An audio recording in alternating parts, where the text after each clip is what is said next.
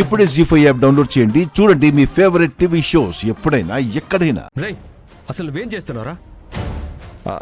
అది లక్ష్మిని. అరే, ఇది నలుగురు తిరిగే ప్లేస్. రోడ్డు మీద ఒక అమ్మాయితో ఇలాగైనా బిహేవ్ చేసేది? సారీ విహారీ, నేను. రేయ్, ఏం మాట్లాడకరా నువ్వు.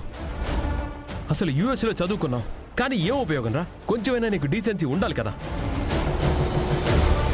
ఆడపిల్ల తన మనసులో మాట ఒక్కసారి మనకి చెప్పిందంటే మనం అర్థం చేసుకోవాలి. దాన్ని తెలుసుకొని మనం మూవ్ అవ్వాలరా. అంతేకాని ఇలా బిహేవ్ చేయడం ఏమన్నా కరెక్టా? ఒక అమ్మాయి తన నిర్ణయం చెప్పిందంటే ఆ నిర్ణయానికి గౌరవం ఇవ్వడమేరా నిజంగా అమ్మాయిని ప్రేమించేవాడు చేసే పని. అలా కాకుండా ఇలా రోడ్డు మీద వెంటపడి ఇలా నలుగురులో అల్లరి చేయడం, this is not love mother. అరే, ఇంకెప్పుడు తన వెంట పడకు, తనని ఇబ్బంది పెట్టకు. లక్ష్మి, ఆఫీస్కే కదా, వెళ్దాం పద. Sorry Vihari, sorry Lakshmi. రా.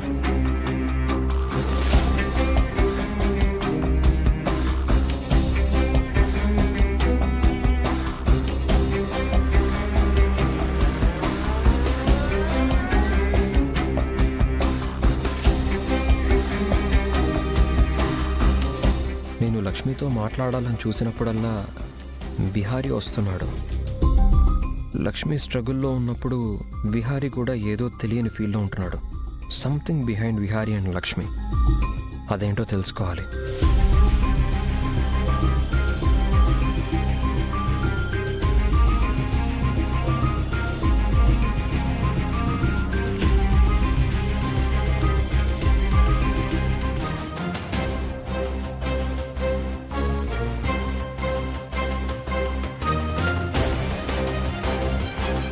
లక్ష్మికి నాకు పెళ్ళైనట్టు మ్యారేజ్ సర్టిఫికెట్.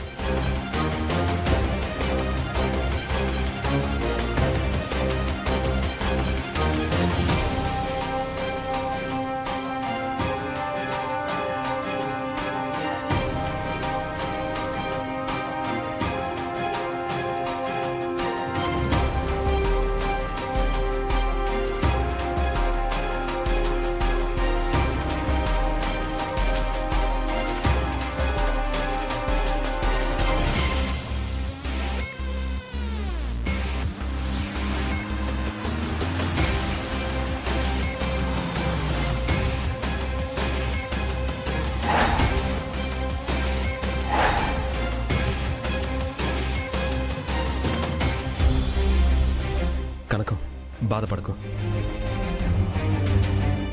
మదన్కి నీ గురించి మన గురించి తెలీదు కదా, వాడందుకే అలా బిహేవ్ చేశాడు. మన సమస్యకి మదన్ గారు ఒక్కరే కారణం కాదండి.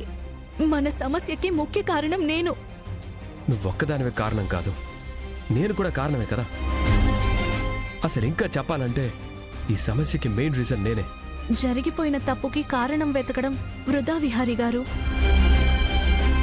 ఇప్పుడు నేను ఆలోచిస్తోంది జరిగిపోయిన పొరపాటు గురించి కాదు, మనం ఈ సమస్య నుండి ఎలా బయటపడాలా అనే సొల్యూషన్ గురించి. మన సమస్యకి పరిష్కారం లేదు కనకం. మనది అంతులేని కథ. తీరం లేని సముద్రంలో మనం ప్రయాణం చేస్తున్నాం.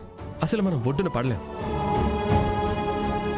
ఆ దేవుడు అనుగ్రహించినన్ని రోజులు మనం ఈ శూన్యంలో ప్రయాణించడమే తప్ప వేరే దారే లేదు. లేదు విహారీ గారు, మన సమస్యకి పరిష్కారం ఉంది.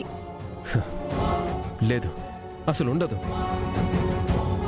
ఒకవేళ ఈ ప్రాబ్లంకి సొల్యూషనే ఉంటే అది ఎవరో ఒకరికి జరిగేది అన్యాయమే కదా. ఒకరికి నష్టం జరుగుతుందంటే మనం ఇన్ని కష్టాలు పడ్డం దేనికి? అరే, ఎప్పుడు ఏదో ఒక నిర్ణయం తీసుకునేవాళ్ళం కదా.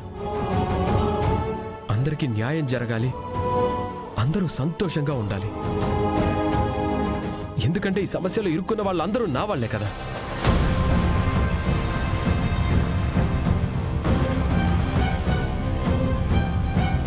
విహారీ గారు, అందరూ సంతోషంగా ఉండాలంటే దానికొక దారుందండి.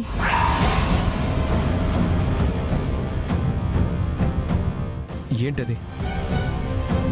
నేను మీ నుంచి దూరంగా వెళ్ళిపోవడం. నాకు మీరిచ్చిన ధైర్యం చాలు. మీరిచ్చిన కొద్దిపాటి జ్ఞాపకాలు చాలు.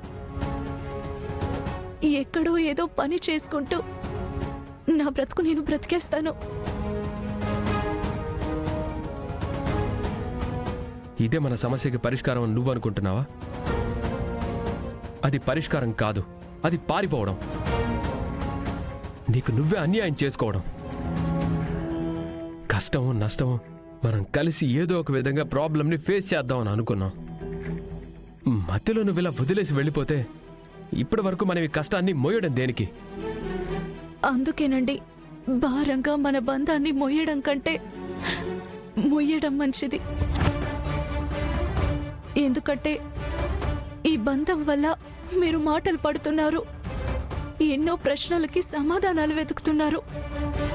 నాకిది నచ్చట్లేదండి.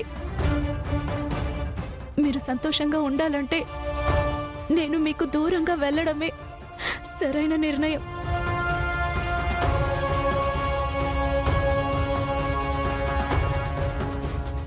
నీ మెడలో తాళికి దీని అర్థం ఏంటి?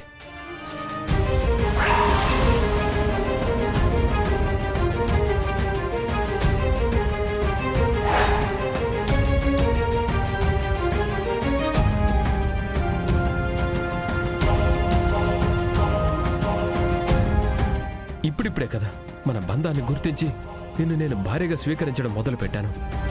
అంతలోనే నువ్వు నన్ను వదిలేసి వెళ్ళిపోతుంటే అసలు నేనేమైపోవాలి? కనకం, నీ మెడలో తాళికి నువ్వెంత విలువిస్తున్నావో నేనంతకంటే ఎక్కువ విలువిస్తున్నాను. నువ్వు నన్ను వదిలేసి వెళ్ళిపోతే ఒక భర్తగా నేను చేతగాని వాడిని అయిపోతాను. అలా అనదు విహరి గారు. మీకంటే మంచి వాళ్ళు ఎవరుంటారు?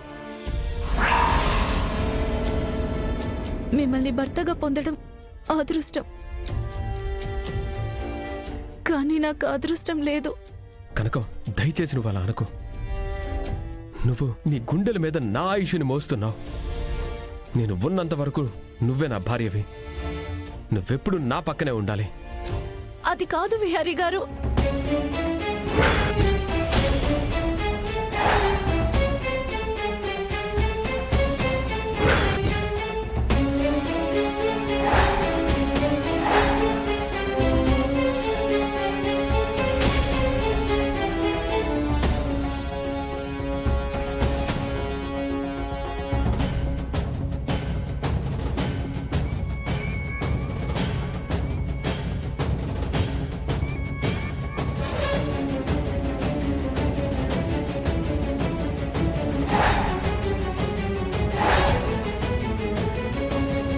మదన్ గారు అంతా వినేశారు విహారీ గారు.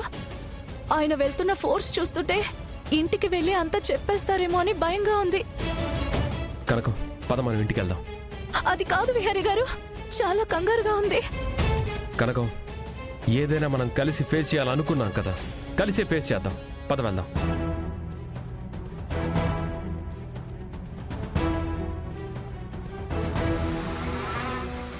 జీ5 యాప్ డౌన్లోడ్ చేసి అన్ని ఎపిసోడ్స్ పూర్తి ఉచితంగా చూడండి.